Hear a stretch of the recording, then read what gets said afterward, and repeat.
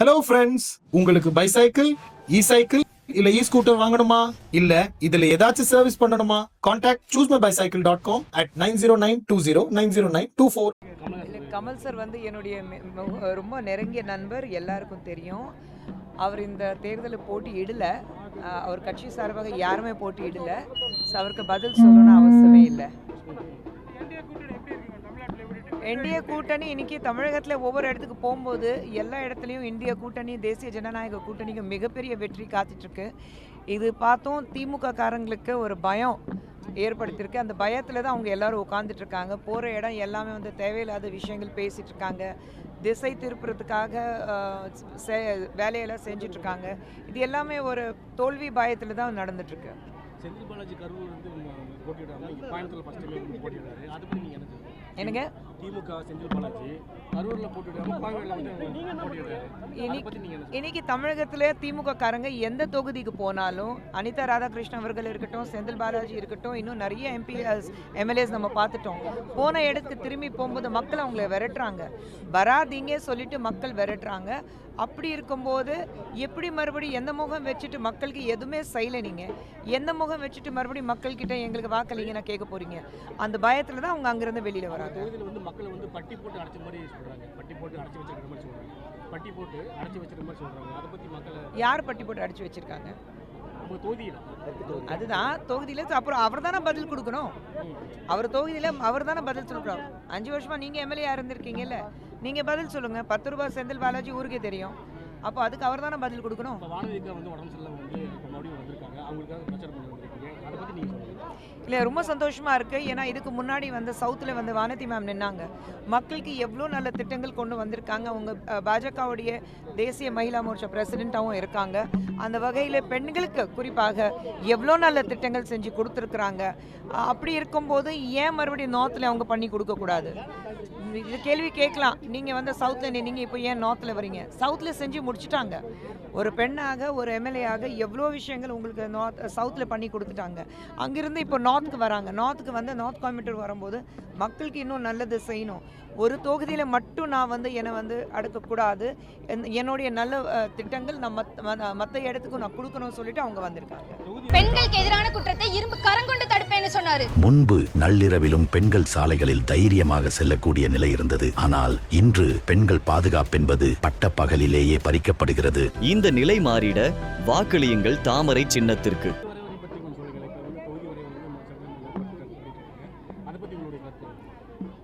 நிச்சயமாக என்னை பொறுத்த வரைக்கும் அது நல்ல விஷயம்தான். இன்னைக்கு திமுக காரங்க, காங்கிரஸ் காரங்க பயந்துட்டு மறுபடியும் உட்காந்துட்டு இருக்காங்க. இதுக்கு எதிர்ப்பு தெரிய வைக்கிறாங்க.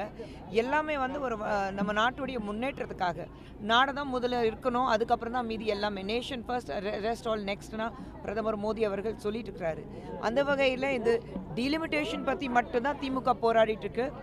ஆனால் அதுலேயும் வந்து 33% பெண்களுக்கு ஒரு ரிசர்வேஷன் பில் பாஸ் ஆகிருக்கு. அதை பற்றி ஒரு வார்த்தையாவது பேசுகிறாங்களா?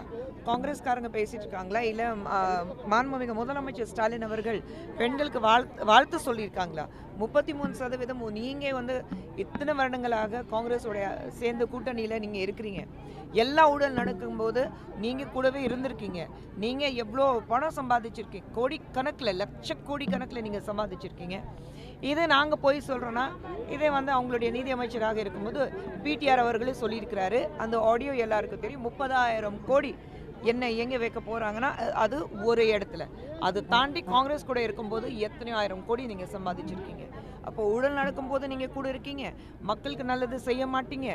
ஆனால் இன்னைக்கு பெண்களுக்காக ஒரு நல்ல திட்டம் வரும்போது 33% பெண்களுடைய ரிசர்வேஷன் பில் வரும்போது அதுக்கு ஒரு வாழ்த்து கூட சொல்ல தெரியலனா, அதுக்கப்புறம் நீங்கள் மக்களுக்கு, பெண்களுக்கு என்ன செய்ய போறீங்கன்னா எனக்கு தெரியல.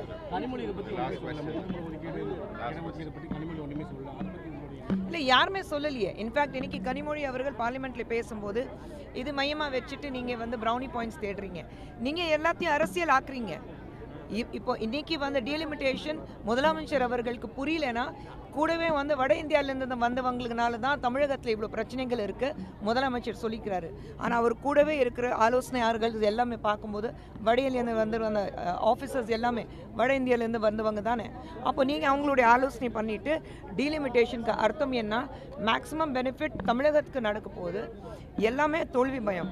39 சீட்ஸ் இன்றைக்கி பார்லிமெண்ட்டில் தமிழகத்தில் இருக்குது. 39 சீட் தாண்டி 59 சீட்ஸ் ஆகுது. அப்போ நீங்கள் அந்த 59 சீட்ஸ் உங்களால் ஜெயிக்க முடியாது. அது உங்களை நீங்கள் உறுதிப்படுத்துறீங்க. அந்த பயத்தில் தான் இந்த 39 சீட் எப்படியாவது நான் காசு கொடுத்து காப்பாற்றிடுவேன். மீதி 20 சீட் எக்ஸ்ட்ரா இருக்குது, அதுக்கு நான் எங்கேருந்து காசு கொடுப்பேன்? நான் என் பாக்கெட்டில் இந்த காசு கொடுக்குமே மக்களுக்கு. அந்த பயத்தில் நீங்கள் உட்காந்துட்ருக்கீங்க. டீலிமிட்டேஷனுக்கு அப்போஸ் பண்ணுறீங்கன்னா நீங்கள் தோல்வி பயத்தில் உட்காந்துட்ருக்கீங்க. டீலிமிட்டேஷன் தமிழகத்துக்கு மட்டுமல்ல, தேசத்துக்கு முழுவதும் ஒரே ஒரு ரூல் தான். டீலிமிட்டேஷன் எல்லா இடத்துக்கும் வந்திருக்கு. அப்போது எஸ்ஐஆர் இருக்கட்டும், டீலிமிட்டேஷன் இருக்கட்டும், இது தமிழ்நாட்டுடைய முதலமைச்சருக்கு மட்டும்தான், ஏன் திமுக காரங்களுக்கு மட்டும்தான் ஏன் இது ஒரு பிரச்சனையாக இருக்குது? என்னுடைய கேள்வி. பார்லிமெண்ட்டில் 8 கோடி மக்களை வந்து ஏமாற்றம் செய்யும் சொல்லி கனிமொழி சொல்லியிருக்காங்க. தொகுதி வரைமுறை சம்பந்தமாக அதை சொல்லியிருக்காங்க. அதுதான் சொன்னேன். அப்போ அதை பற்றி படிக்காமல் இருக்காங்க. படித்தவங்க கனிமொழி அவர்கள் படிக்காமல் அண்ணனுக்கு வந்து ஆமா போடணும், திமுக சார்பாக நான் வந்து ஆமா போட்டு தான் ஆகணும், வேற வழி இல்லை, அதுக்காக தான் அப்படி பேசிக்கிறாங்க.